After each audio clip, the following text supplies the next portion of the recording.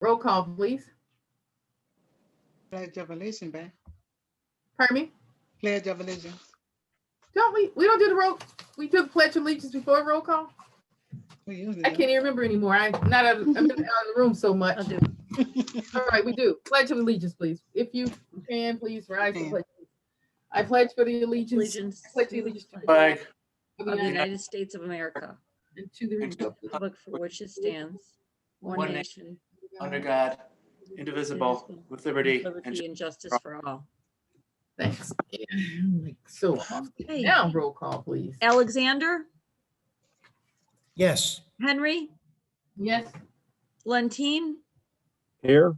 Lewis, Yes. Nelson, Yes. Thomas, Yes. Ursu.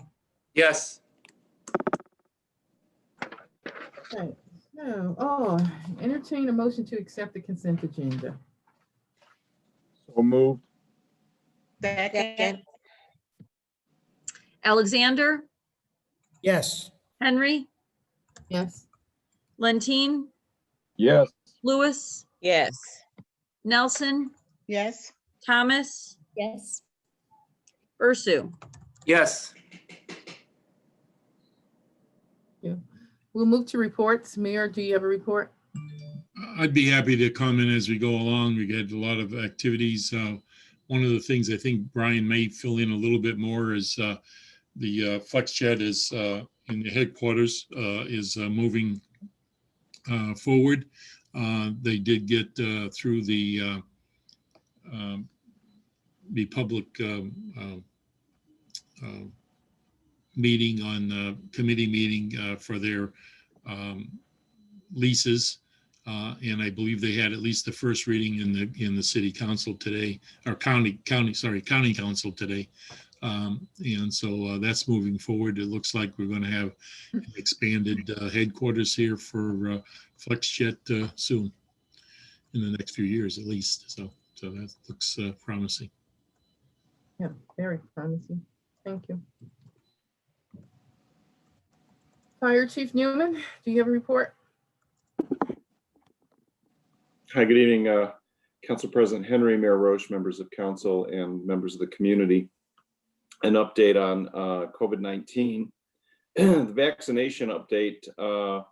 Ohio began its phase 1B distribution of the vaccine back on January 19th. And right now, the week of February 8th, Ohioans at 65 years or older are eligible for the vaccine. Most prevalent one out there, of course, is the Moderna, which is the 2 vaccination process where you receive one, and then roughly 3 weeks later, you receive, or 4 weeks later for Moderna, you receive the second vaccine. Our firefighters were in Group 1A. They received their second dose of the vaccination, in fact, over the last week. And so our firefighters, with the exception of one individual, are all vaccinated at this point in time. Mean that we're going to let our 6. We only have 4. 1, 2, 3, and one by your thing is 4. That's it. You don't have one on your hanger? No, this is it. That's Lee. That's Lee Courtney. Sorry, I just unmuted. So anyways, our firefighters are vaccinated. It doesn't mean that we've let our guard down. We're still following universal precautions, wearing our masks in the facility. And of course, we're using PPE on all calls at this point in time. One of the favorable side effects of the vaccine is it reduces our infection rate. We're safer around other people, but we don't take anything for granted. So where we're at in Cuyahoga County right now, as of February 5th, there's 62,588 COVID-19 cases, with 1,228 lab confirmed deaths. In our zip code, which is 44143, Richmond Heights, Highland Heights, Mayfield Village, we have 1,961 confirmed cases of COVID-19, and Cuyahoga County remains in red alert status, which is level 3, categorized as a very high risk of exposure and spread. There is a COVID-19 variant. There's 2 of them out there. One from the UK is in, I believe it's 33 states now, so it's spreading fast. The difference between the prior variant and the current variant that's spreading is it's a little bit more infectious. Actually, it's a lot more infectious. It's 60 to 70% more infectious. So right now we need to stick to the basics, washing our hands, wearing a mask, even when you're with friends and family, stay socially distanced, work from home when you can, and stay at home when you're sick. And I believe that the next group to be vaccinated, it started today in phase 1B, are actually our educators.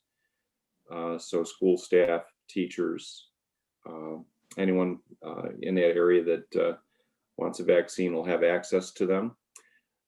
We have a link on our city website to the Cuyahoga County Board of Health, and in that link are also all of the locations and contact information where people can sign up for a vaccination.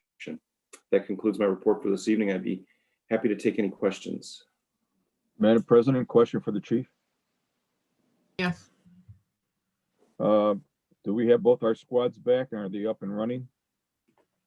So they're both in service and in quarters at this point in time. The repair facility has ordered the parts. The parts haven't come in yet. So when the parts are actually in the repair facility, then we'll send the second squad out to have its suspension worked on. I don't want to send it down there just to have it sit while we wait for parts. So I expect that that'll happen either this week or next week, and we'll reach out to our neighboring jurisdictions to get a loaner squad for that period of time. I suspect it'll take about 1 work week to get it turned around. Very good. A follow-up, as you heard us earlier this evening, we're going to try to have a very quick safety meeting next Tuesday. Please give me any information that you would like us to discuss. And Chief Wetzel, I hope you hear the same thing. Please give me as soon as possible, if you have anything pending that needs to be discussed on next Tuesday, please get it to me as soon as possible, please.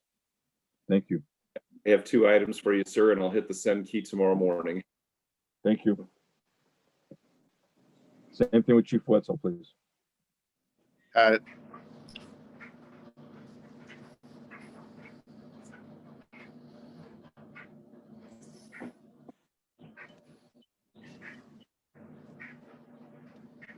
Thank you for your report. Madam Chief, President, Yes, may I ask a question of the fire chief? yes, you may. Chief, you mentioned about the link on our website to be able to arrange an appointment to get a vaccination. I have heard, and I don't know if it's true, and maybe you know, that if you're not of age yet, where they're actually issuing the vaccinations, that you can get on a waiting list. That in some cases, apparently they have vaccines that become available because they would be wasted otherwise.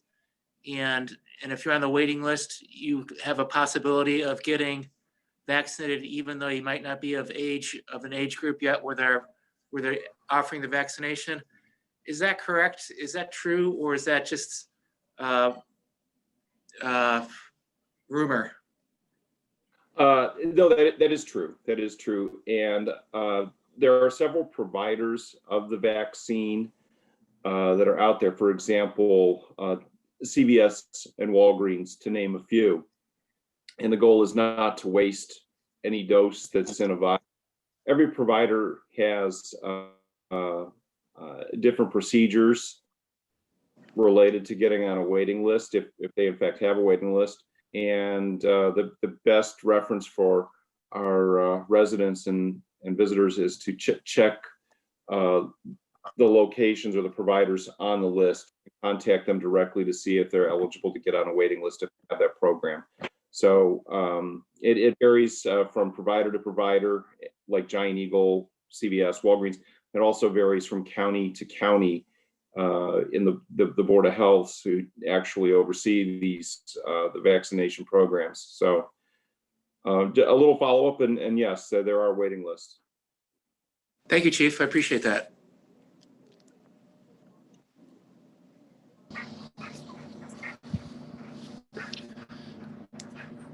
All right, thank you.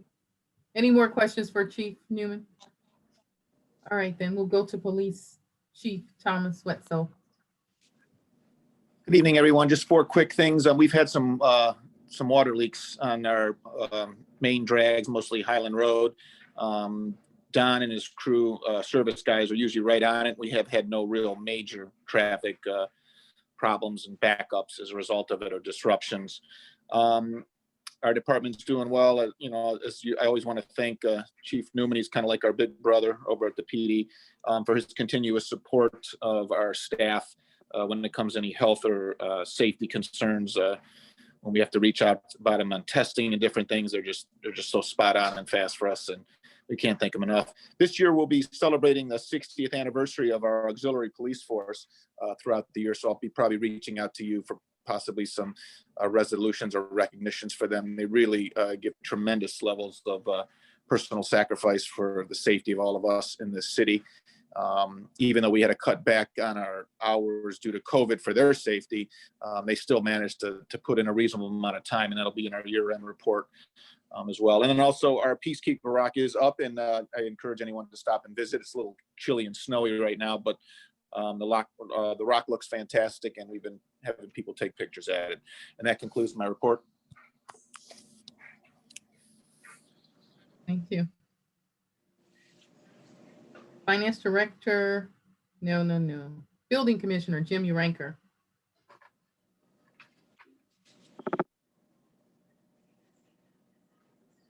No, I think Jim told me he wasn't going to be here today. So we go on to. Yeah, I'm sorry, he was asked to be excused. Thanks. Right, I remember him reminded me, and I just forgot, and then he came back. Thank you. Finance Director, Jim Technip. Yes, I'm here. The Finance Department has been busy as usual. 1099s and W-2s have been mailed and delivered. Additionally, the retroactive pays have been calculated, and these will be given to the service union employees. This is based on the collective bargaining agreement, which was just approved. This will be paid out in this week's biweekly payroll. The audit requests have been updated onto the city's OneDrive and are being shared with the audit team on a daily basis. And fourth item here is I continue to work with the chiefs and directors with the 2021 budget preparations. The police department has successfully logged on to the VIP analytics and has been using this analytics program to crunch their 2021 budget numbers.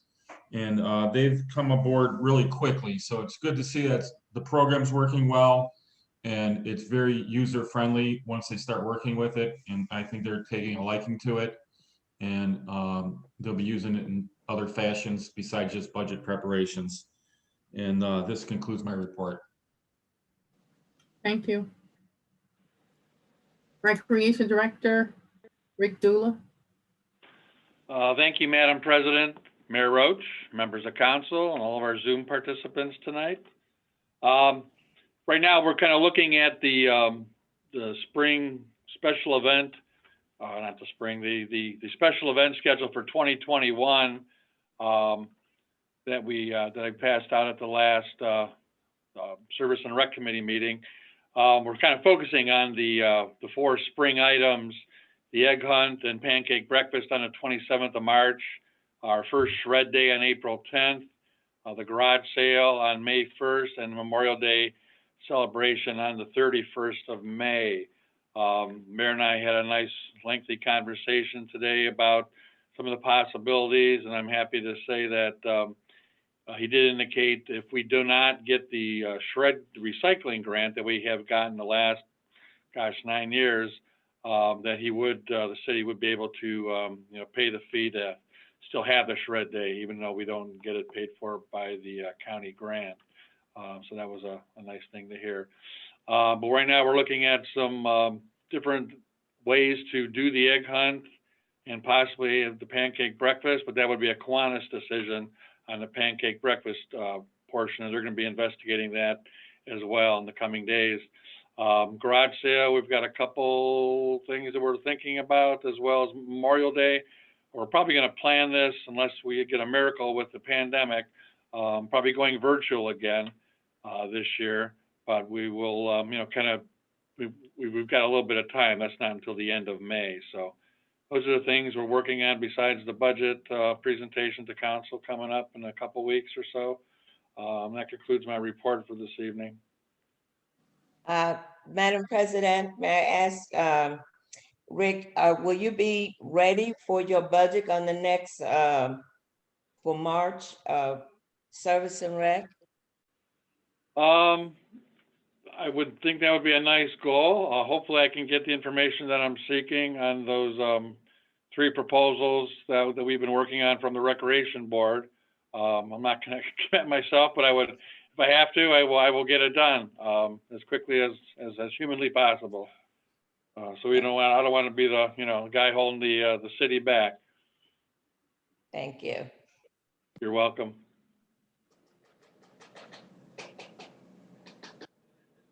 Thank you. You're welcome. Pardon me? I said you're welcome. Yeah, in general, I think all the directors are going to have their inputs in by the March 2nd time period, so we can start to roll it up as a total city too. So even though they may not be scheduled to do a presentation, I'm hoping that all the numbers will be into Jim, so we can start to put together the budget, roll everything up. So that's just an input. Another update, I did talk to the Kiwanis president tonight, and she indicated that she believes that we won't have a pancake breakfast. One of the challenges is just getting together in the next month or so is probably going to be very limited. And the Kiwanis Lodge is, of course, under construction, so a kitchen area and stuff wouldn't be available. So logistics doesn't seem to. This is ridiculous. Wait, I'm not. Okay, thank you. Madam President, may I ask a question, please? Yeah. Who's the president of the Kiwanis? Erie Roach. Oh, okay. Sorry. Thank you.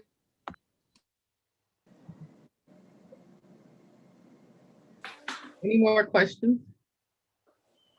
Okay. Economic Development Director, Brian Glaser. Council President Henry, Mayor Roach, members of council, and members of the community. The Kiwanis Lodge renovation continues. Looks like we're still on schedule. We had a very successful progress meeting last week. And so that continues to move forward. And we still anticipate very easily meeting the deadlines to spend the community development block grant money by the end of March. The community development supplemental grant money, the deadline to spend that is in July. So that'll be met very, very easily. And then there's the other item, as the mayor mentioned about FlexJet, the Public Works, the Cuyahoga County Public Works Committee considered it last week, and they passed it unanimously. And this is a consolidation of several leases that the county has had with FlexJet. And so they're consolidating the leases, they're adding in fuel charges and other fees into sort of one large agreement. And that was to be considered by the full county council this evening, as the mayor mentioned.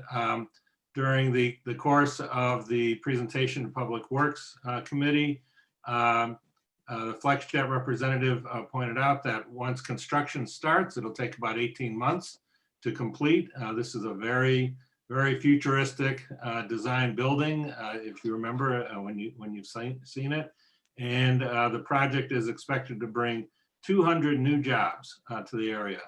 And when you look at FlexJet and all of its affiliated companies, it looks like it's our largest employer in Richmond Heights. So this is a very important investment in the city, particularly going forward, that FlexJet is going to be in the city for many years to come. And to that point, the consolidated lease is for a 20-year initial period, and then there are 2 10-year extensions.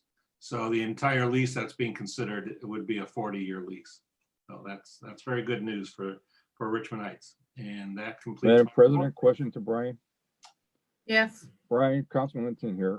My question to you is, what does the city realize from this? Are we going to just be looking at the payroll of these 200 potential employees? I know it's kind of sticky because it's in the county airport property. It's in Richmond Heights. There's a lot of things going on here. So what can the city of Richmond Heights realize besides having a world headquarters of a major company? The direct positive to the city is the payroll tax from the current employees that will be staying, as well as the 200 new employees. That's the most direct. Not to mention, it's just a great story to tell, and gives a very good indication of how business friendly we are in Richmond Heights. But the direct positive are certainly the payroll taxes, and it's a new improvement. I mean, this building will be spectacular that you'll be able to see from Richmond Road. It'll really put Richmond Heights on the map. Good. Thank you. Okay. City Engineer Lee Courtney. Nothing really new from our last report, Madam President. Gas company work in the Richmond, Donald, Geraldine, Monticello area is still scheduled for March. And the other directors have pretty much covered the other items that we're involved in. Thank you. Madam President, comment, please. Yes. Lee, recently in the last week to 10 days, I've been in contact with our state representative, Kent Smith, and also Ken Yuko. I have a message into him. My concerns to those two gentlemen was that if there's any help that we might be able to get, perhaps even through the school and the city, of that bridge that we all talk about that is across the street from the post office, the one that between the city fire department and the new school. Kent Smith has told me he's got a committee working on it and he's going to get back to me. And I'm waiting to talk to Ken Yuko, our state senator. I'm trying to find out if there's something that they could help us with, whether it's a grant, whether there's some kind of a program that we could probably partake in to get this bridge done without the city of Richmond Heights footing the entire bill. So I just want to put that out there to everybody that I am in communication with these gentlemen, and I will keep you abreast of what I find out. I appreciate that. The only thing I would say at this point is that given that it's connected to the Richmond Road bike path, if it can be called part of the bike path, because it is, I mean, it's a combination sidewalk and bike path, but that is where I think most of the grant monies are available, is for the transporting of not only pedestrian, but bicycle traffic. I'll bring that to their attention. Of course, it's alongside Richmond Road, which is a state road, as we all know. And I wasn't aware of the bike path and the walk path, but I am now. And also because it's a state road, perhaps there's some programs there that could help us out with putting a real nice, visible, secure type of a bridge there. That would be great if we could pick up additional funding. Yeah, I think one of the challenges, I don't believe that is rated as a bridge. I believe it's a culvert. And so since it's less than, I believe, 10 feet or whatever, I don't know, Lee, if you want to comment on that. So when you're going after different grants or different things, the culvert is under more of the city auspices, and if it was a bridge, it would be more under federal and state and in the county, I believe. But I don't know, Lee, do you want to comment on the culvert versus bridge criteria? Well, the only thing I would say is that since it's independent of the actual culvert that is there now, if we extended the culvert, then it might fall under the culvert rules. But unfortunately, if we extend the culvert and widen the pavement, then the construction probably goes at least 500 feet north to meet the state's requirements for tapers. And that gets to be several $100,000 in the paving. So it's something we can consider, but I don't know if it's the best option. Doesn't sound like it to me. Okay, I don't know if you got, we can discuss this more, but my understanding is that creek that goes under the road is considered a culvert, which is a different criteria and a different funding arrangement than if it was a bridge. I think that's one of the things we've run up against a number of times. So I don't know if you're prepared to comment on that, but we can do that at another time if you wish. No, I think we can do that at another time, but the fact that there's a head wall and then some creek and then the bridge, if we moved it closer to the road, it might fall under the culvert, but I don't know that we have room to do that. Right, so now I propose that we follow up on that later on somebody else's sleep time, not mine. So thank you. So, all right, so then does that complete your report, Lee? Yes, ma'am. Thank you. We'll go to Service Director, Don Korniski. Thank you, Madam President. I only have a couple little things. Just to let you know, we've had 10 water main breaks on Highland Road from east to west over the last month and a half. And we have one right now on Dunbarton, about the first house on the left-hand side. There's one that popped up today on a side street. The other thing that the service department's doing is plowing snow and salting your streets. We've been pretty busy doing that lately, and also some coal patching. But other than that, we've been trying to keep abreast of all the water main breaks and salting them down because of the low temperatures. That's all I have. Thank you so much, and thank you for salting things down and coal patches. Any questions for Don? The audience comments. Do we have any comments from the audience?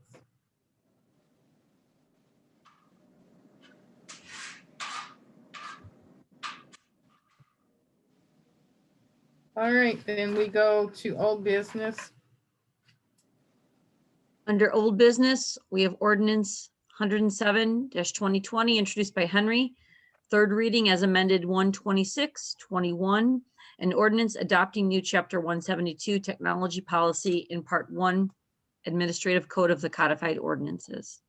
Okay, we've read this a trillion times. We can just vote.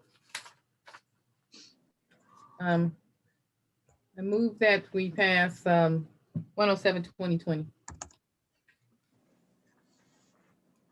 Second the motion. Thank you. Alexander, Yes.